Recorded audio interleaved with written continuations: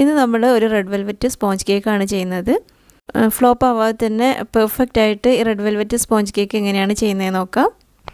അപ്പോൾ വീഡിയോയിലേക്ക് പോകുന്നതിന് മുമ്പേ ഈ ചാനൽ എല്ലാവരും ഒന്ന് സബ്സ്ക്രൈബ് ചെയ്ത് സപ്പോർട്ട് ചെയ്യണേ. ആദ്യം നമുക്കിതിലേക്ക് വേണ്ട ബട്ടർ മിൽക്ക് ഒന്ന് റെഡിയാക്കി എടുക്കാം. അതിനുവേണ്ടി ഇതുപോലുള്ളൊരു ബൗളിലേക്ക് റൂം ടെമ്പറേച്ചറിലുള്ള 1/4 കപ്പ് പാൽ ഒഴിച്ചു കൊടുക്കുക. ഇനി ഇതിലേക്ക് 1/4 ടേബിൾ സ്പൂൺ ലെമൺ ജ്യൂസ് ഒഴിച്ചു കൊടുക്കുക. എന്നിട്ടിത് നന്നായിട്ടൊന്ന് മിക്സ് ചെയ്ത് വെക്കാം. ബട്ടർ മിൽക്ക് ഉണ്ടാക്കാൻ വേണ്ടിയിട്ട് നമുക്കിതിലേക്ക് ലെമൺ ജ്യൂസിന് പകരം വിനെഗർ വേണമെങ്കിലും ചേർത്ത് കൊടുക്കാം. വിനെഗർ ആണെങ്കിൽ 1/4 ടേബിൾ സ്പൂൺ വിനെഗർ ചേർക്കാം. ഇതിന് കുറച്ച് സമയം ഒന്ന് മാറ്റി വെക്കാം. ഇനി ഒരു മിക്സിംഗ് ബൗൾ എടുത്തിട്ട് അതിലേക്ക് 1/3 കപ്പ് റൂം ടെമ്പറേച്ചറിലുള്ള ബട്ടർ ഇട്ട് കൊടുക്കാം. ഈ ബട്ടർ ഒന്ന് സോഫ്റ്റായി കിട്ടുന്നവരെ ഇതുപോലെ ഒന്ന് ജസ്റ്റ് ഒന്ന് ബീറ്റ് ചെയ്തെടുക്കാം.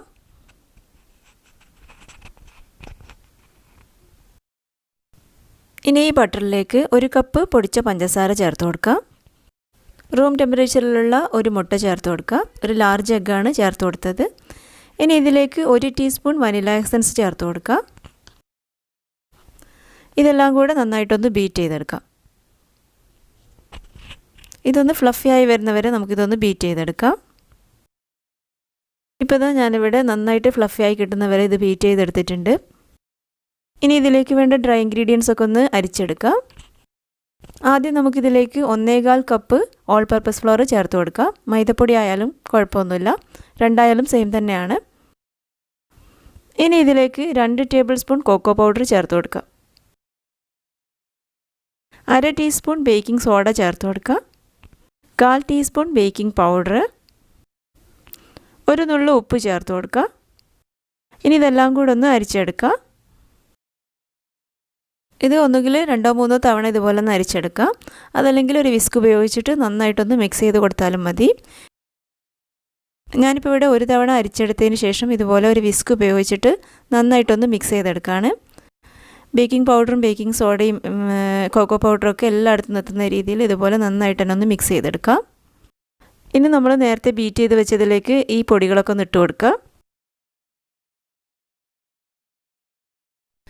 ഇനി ഇതെല്ലാം കൂടെ നന്നായിട്ടൊന്ന് കമ്പൈനായി കിട്ടുന്നവരെ നമ്മൾ ലോ സ്പീഡിലിട്ടിട്ട് ഇതുപോലെ ഒന്ന് ബീറ്റ് ചെയ്തെടുക്കാം.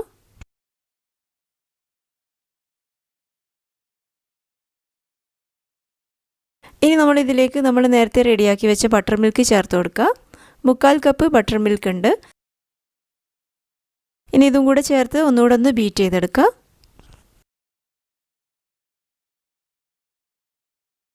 ഇടയ്ക്ക് ഒരു സ്പാച്ചുല ഉപയോഗിച്ചിട്ട് ഇതുപോലെ ഒന്ന് ചെയ്ത് കൊടുക്കാം. ഇതിപ്പോൾ എല്ലാം കൂടെ നന്നായിട്ട് കമ്പൈനായി കിട്ടിയിട്ടുണ്ട്. ഇനി നമ്മളിതിലേക്ക് കളർ ചേർത്ത് കൊടുക്കാം. റെഡ് ഫുഡ് കളറാണ് ഞാനിപ്പോൾ ഇവിടെ എടുത്തത്. ഇതിലേക്ക് 1/4 ടേബിൾ സ്പൂൺ വൈറ്റ് വിനെഗർ ചേർത്ത് കൊടുക്കുക. എന്നിട്ടിത് നന്നായിട്ട് മിക്സ് ചെയ്തതിന് ശേഷം ഈ ബാറ്ററിലേക്ക് ഒഴിച്ചു കൊടുക്കുക. ഇനി ഒരു സ്പാച്ചുല ഉപയോഗിച്ചിട്ട് ഇതുപോലെ നന്നായിട്ടൊന്ന് മിക്സ് ചെയ്തെടുക്കാം.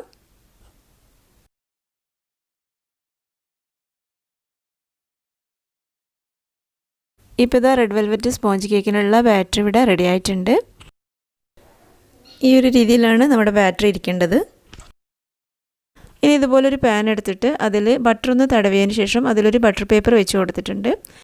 ഇനി നമുക്കിതിലേക്ക് ഈ ബാറ്റർ ഒഴിച്ച് കൊടുക്കാം.